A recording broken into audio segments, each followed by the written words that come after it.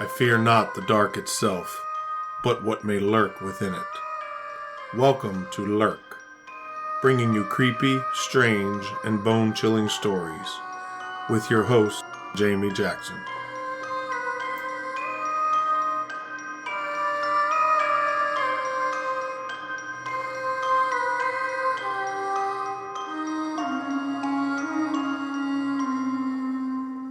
Hey lurkers, welcome to this week's episode.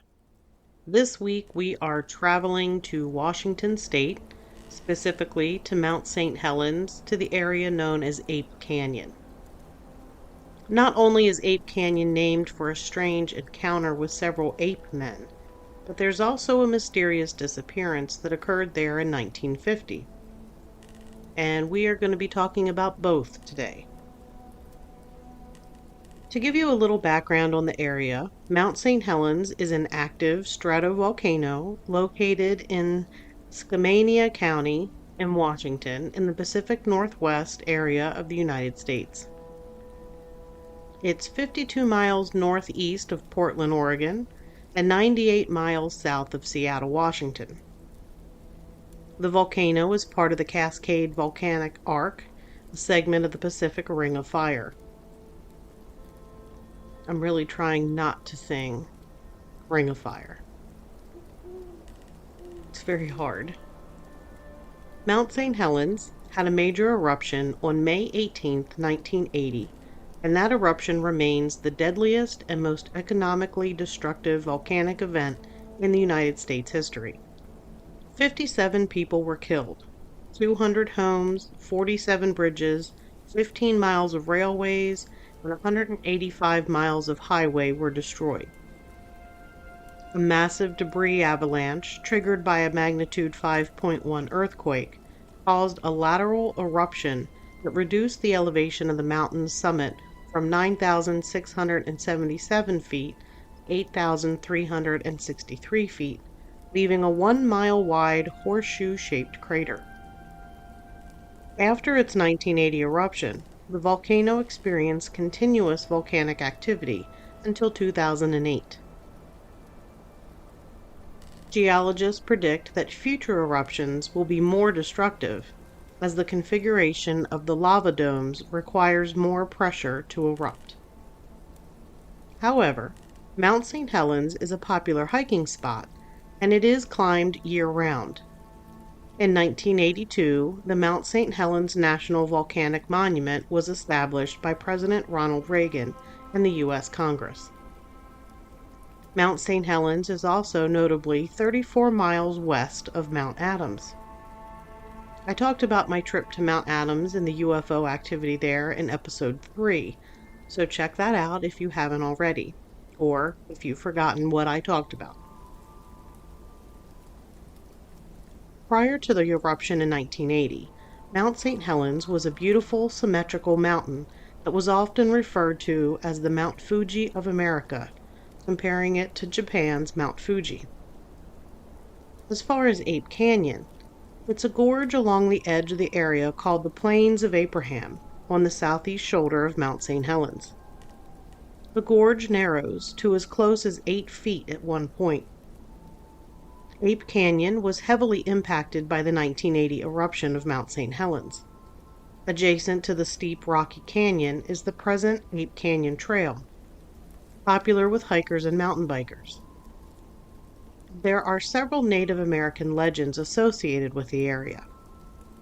Mount St. Helens was a beautifully symmetric snow-capped mountain that stood between two powerfully jagged peaks, Mount Hood, which Native Americans called Wy'east, and Mount Adams, which Native Americans called Klickitat. According to one Native American legend, the mountain was once a beautiful maiden, Luwit. When the two sons of the Great Spirit Sahel fell in love with her, she could not choose between them. The two braves, Wy'east and Klickitat, fought over her, burying villages and forests in the process. Sahel was furious. He smote the three lovers and erected a mighty mountain peak where each fell. Because Luwit was beautiful, her mountain, Mount St. Helens, was a beautiful symmetrical cone of dazzling white. Wy'east, or Mount Hood, lifts his head in pride. Klickitat, Mount Adams, wept to see the beautiful maiden wrapped in snow, so he bends his head as he gazes on St. Helens. The lake, located at Mount St. Helens, was called Spirit Lake by settlers after stories from Native Americans spoke of haunting ghosts at the lake. The spirits formed out of the mists in the various shapes of trees and animals, foretelling impending doom, but good fortune in the afterlife. Any person who saw the apparitions were dead within a week. Demons are said to lure local hunters to their death. Native Americans called these demons Siatko and said they were the spirits of departed chiefs that were displeased because white men had been permitted to take the land. And the salmon in the lake are said to be cursed beings, or a beast of some kind that is so massive it could stretch across the entire lake. Its hand is large enough to reach out and seize boats in the lake and pull them to the depths below. Warriors and maidens have been seized and taken to the bottom of the lake. Native Americans avoided the area, so it's no wonder there are other strange tales from around the same area. For 60 years, the Native Americans had talked about the creatures and called them mountain devils. They were described as huge gorillas, covered in hair even on their face. The first report of mountain giants in the area came in 1890, but it was discounted as just a superstition or story. Then, in 1899, James Spencer was fishing the upper Lewis River and was frightened by the sight of a huge hairy monster. In 1922, a group of miners from Kelso area saw a similar creature and reported it to authorities. The main event happened July 10, 1924. The events were reported in the July 16, 1924 Oregonian. Fred Beck, Gabe Lefevre, John Peterson, Marion Smith, and Marion's son Roy Smith were near where they had built a small cabin for their gold mining trip. They were about 8 miles from Spirit Lake when they encountered 4 giant animals moving through the forest with erect human-like strides. They had been seeing the strange large footprints for 6 years. They said the creatures were covered with long black hair. Their ears are about 4 inches long and stick straight up. They have 4 toes that are short and stubby. They estimated that the creatures were each about 400 pounds. Fred and Marion went to the spring for some water. Marion was walking ahead on the trail, and as they came to a steep pitch, Fred stood at the edge while Marion made his way down. As Fred stood at the top of the slope, he saw a huge black shape moving amongst the trees on the opposite side of the canyon about 60 feet away. Fred told Marion to look, then Fred raised his gun and fired. The creature dodged behind a tree and stared at the 2 men. It had a flat-nosed face surrounded by black hair mixed with some white. Its ears were huge and cupped. Fred shot the creature 3 times and it fell off the cliff. That night, the men woke up when large stones began hitting their cabin. They heard and felt giant bodies slamming against the walls and the door. A hole was torn in the roof, which allowed the creatures to attack Fred. Fred was struck by 2 rocks, one of which rendered him unconscious for 2 hours. At one point, an arm came through a hole in the chinking of the log cabin and grabbed a hold of an axe handle. Once the sun came up, the creatures disappeared. The miners didn't waste any time and took off out of the area. Marion said he didn't care how profitable their gold mine was, he wasn't going back. Roy never wanted to talk about it again. The men reported the encounter, and 2 rangers, J.H. Huffman and William Welch, hiked into the forest with Fred Beck, who took them to the cliff where he shot the creature, and it had fallen. They found nothing. They went to the cabin and pointed out some large rocks that were scattered around, but the rangers were unimpressed. They did find a 14-inch footprint, but the rangers blew that off as easy to create. Fred said, We expected that people would disbelieve us. We ran into the beast, whatever it was, 4 times, and finally packed up and left a perfectly good mind to get away from it. The men believed they had built their cabin close to a cave where the creatures lived. The men involved had good reputations, and the mine that they left behind was a good and profitable one, which makes me lean towards believing their story, despite the rangers not believing them. Recently, there was a group that went in search of the location of the cabin.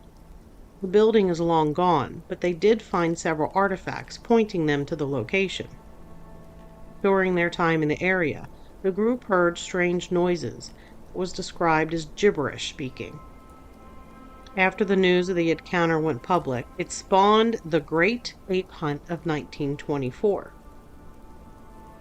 Those of you who are Gen Xers may remember a cartoon of a giant purple gorilla known as the Great Ape. And it's hard for me to say Great Ape instead of Grape Ape. Remember he was like, Grape Ape, Grape Ape. Anyway. During the Great Ape Hunt of 1924, people filled the woods going on ape safaris. They were armed and shooting at pretty much anything that moved. Very large barefoot prints had been found in the area. There were 25 reports of people attacked by ape-like men in the Mount St. Helens and Cascade areas over a 20-year period around the 1950s. One of the reports came from a Boy Scout troop from Centralia. Several of the boys that were taken off the mountain were hysterical after being attacked by mountain devils. The BSA in Olympia verified that there was a report made by a troop. The troop involved was under the direction of Scoutmaster Pease. In 1964, a Portland couple fishing the Lewis River saw a large beige-colored creature. Large footprints were also found nearby. Other prints were found, including one similar to a barefoot child. But why there would be a child alone in the middle of the wilderness with no shoes was a pretty good question. After the eruption in May of 1980, the U.S. Army Corps of Engineers and the National Guard were asked to help in the rescue and recovery operations. While the men and women from these organizations worked to recover the bodies of deer, elk, bear, and other animals, it's said that they also came across the bodies of 2 Sasquatch. These bodies were set aside, covered with tarps, and guarded by armed men, and witnesses were warned to keep quiet. Not all the Sasquatch found on Mount St. Helens were dead, however. One witness states that he and other men were told to follow a very large, hairy, man-like creature with a sad demeanor and a burned arm into the forest. They stopped at several isolated rocky areas with caves, and each time they stopped, the creature would make a strange sound. Sometimes there would be no answering call, while other times a second creature would respond with the same sound. Using this method, the rescuers were able to locate some badly burned Sasquatch, who were then brought into the camp for medical attention. According to the tale, at the end of the rescue mission, there was a debriefing, during which the witnesses were told that the Bigfoot creatures lived in the forest and just wanted to be left alone. They were asked to keep quiet in order to protect the few creatures that were left. Another supposed participant of the post-eruption rescue mission stated that his Air Force unit was sent to the Mount St. Helens area to help with the devastation. They were issued M16s and green helmets marked guard, and were told to protect some of the military's medical tents and to prevent unauthorized people from entering. This witness said he saw doctors guiding unusually tall people or creatures wrapped in overcoats with their heads covered into the medical tent. The injured beings were always covered with clothing and bandages so that their faces and hands could not be seen. It was a mystery to the men what they were guarding, but they were told that they were guarding victims of the eruption and not to ask questions. In most versions of the story, the rescuers completed their missions and moved on, without ever finding out what happened to the beings involved. Some accounts indicated that the beings were relocated to other parts of the Cascades, while others say that the beings were given a home on a military base, Joint Base Lewis McChord, which encompasses over 86,000 acres of mostly forested terrain in the South Puget Sound region. I'm not sure how I feel about that story, but still, I thought I should share it. Victims evacuating the eruption had close encounters with Sasquatch fleeing as well. This one account reads, "My older brother lived in the Mount St. Helens area very close to the volcano. Years back, when the volcano erupted, my brother and his family had to evacuate in the middle of it all. There was smoke everywhere, and as they were driving quickly down the mountain, my brother saw a Bigfoot run down from the side of the mountain and almost run into the back of his car.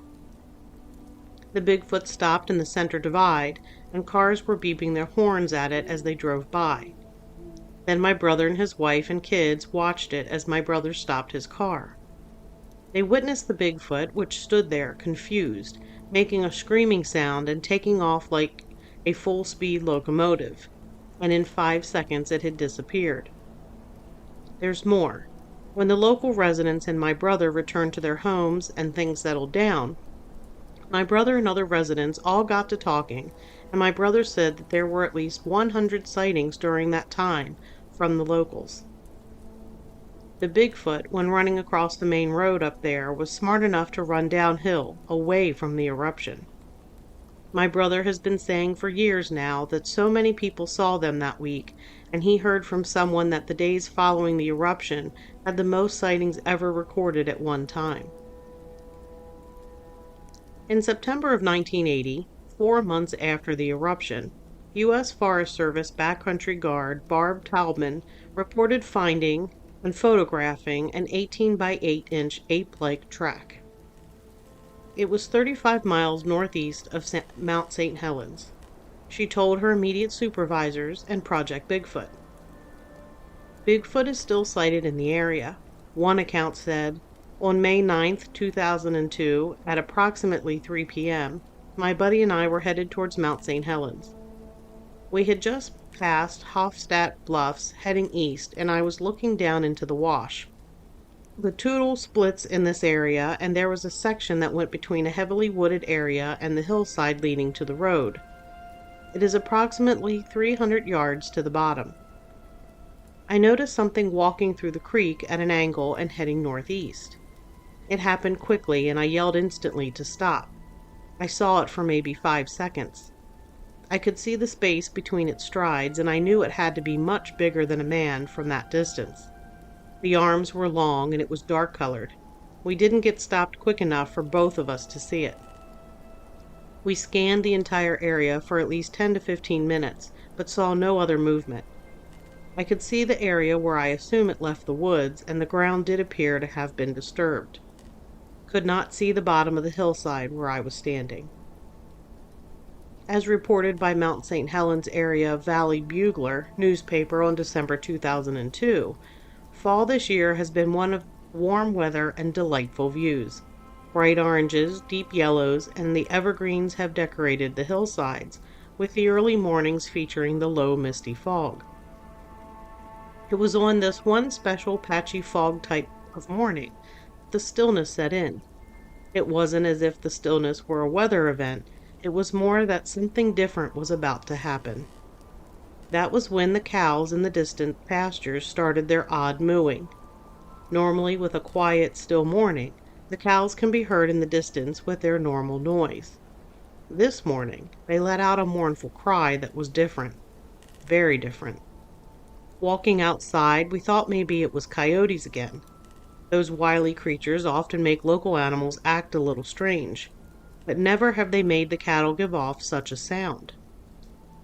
Listening, there were no coyote sounds. Thinking again maybe it was a bear or a cougar, we had spotted one cougar in our yard a couple of years ago. At dusk, we drove down our west driveway that winds through the trees. Our lights picked up a pair of glowing eyes. We stopped, hit the brights, and there in the glow was a small young golden cougar looking at us. We watched a bit, and it turned and headed south out of our property to the woods. We've never seen it again, but the cattle had made some strange sounds that night also.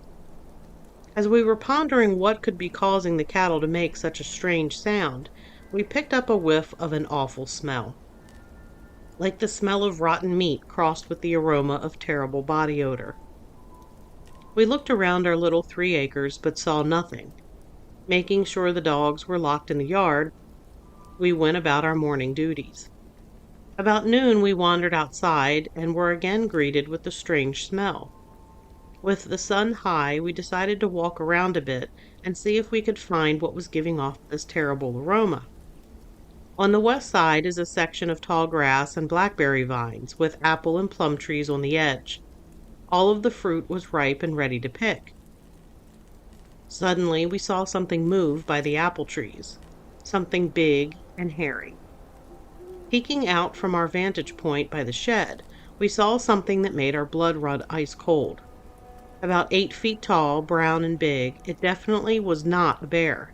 It was much more human, but not human. We sneaked a bit closer by the hill that surrounds the pool. Peeking out from the ridge, whatever it was, spotted us. It let out an awful scream and took off towards the woods to the south. I ran in to get a camera while my husband kept an eye on whatever it was. As I came out running, short of breath, he stood by the shed pointing at the tall grass to the south, just before the tree line where the creature now ran. I focused the camera and hit a couple of shots while the creature made its way away from us. The speed with which he ran was astounding for such a big creature. His lumbering feet were pounding the ground while his arms swung in rhythmic sequence to the run. He was soon out of range for my zoom, making any more photography impossible unless I wanted to follow. I didn't. What it was, I'll leave for you all to decide. One thing for sure, I'll not be wandering around in the woods by myself anymore, especially if I smell something like I did this fall morning. Mitchell Townsend, a Winlock resident and teacher in the college's continuing education program, said he was walking through the woods near Ryan Lake in East Lewis County when he came across a stack of bones. The find was unusual because predators typically disperse remains rather quickly, he said. On further inspection, he noticed large human-like tooth imprints in the bone. I got to looking at the bones and they had been gnawed on by what looked like to be a giant human teeth, he said. After 2 of his students found 2 more stacks of bones on the south side of Mount St. Helens, he said it became clear the kill sites were similar. The bone stacking is specific to humans, he said. Again, human-like teeth imprints were notched into the bones. No predator impressions or tool marks were found on the remains, and after consulting with State Department of Fish and Wildlife, Townsend said all natural predators in the area were ruled out. Townsend also says the trio found 16-inch footprints. Height, weight, and proportion calculations paired with the length of the stride between steps led them to conclude that the creature had to be about 8 feet 8 inches tall. Although the footprints looked human, they had a much wider and broader profile and did not have an arch.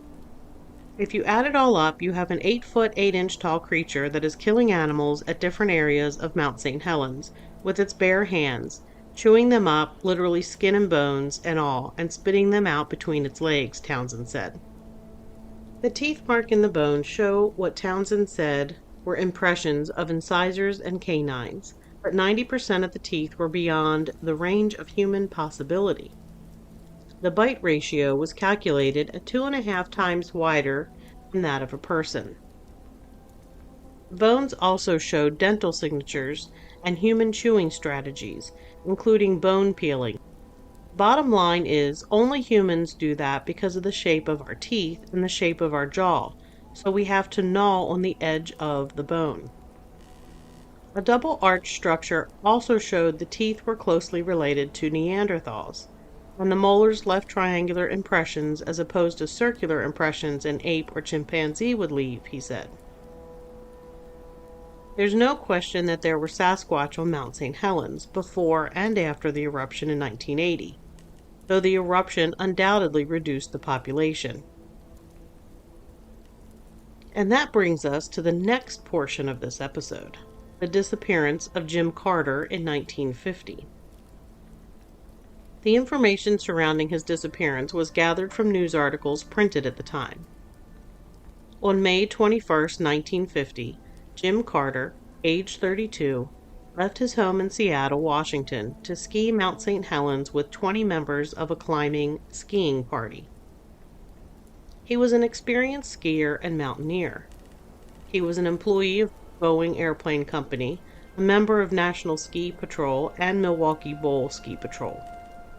Jim was carrying his camera with him as he was taking photos of the group throughout the day. The day was warm, clear, and sunny as the group climbed Mount St. Helens and then skied down. On the way down, Jim left the group near the landmark called Doghead at about 8,000-foot elevation. He told the group he would ski around to the left and take photos of everyone as they skied down the mountain to the timberline. That was the last time they saw him. The next morning, searchers found a discarded film box at the point where he had taken the photo.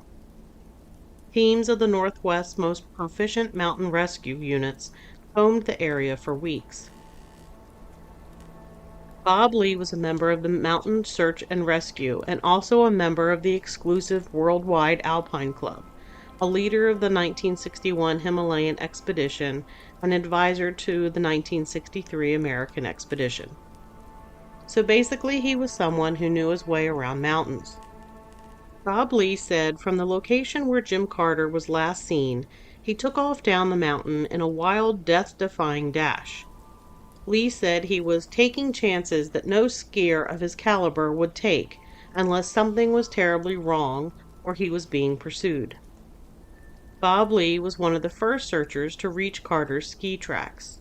Lee said he jumped over 2 to 3 large crevasses and evidently was going like the devil.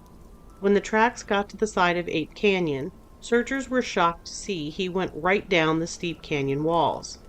They did not find him at the bottom. Lee said, "We combed the canyon one end to the other for 5 days. Sometimes there were as many as 75 persons in the search party. No sign of Carter or his equipment were found."